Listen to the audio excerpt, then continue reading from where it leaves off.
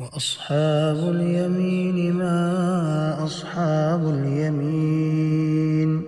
في سدر مخضود وطلح منضود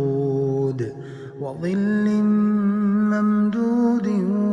وماء مسكوب وفاكهة كثيرة لا مقطوعة ولا ممنوعة وفرش مرفوعة إنا أنشأناهن إنشاء فجعلناهن أبكارا عربا أترابا لأصحاب اليمين ثلة من الأولين وثلة من الآخرين.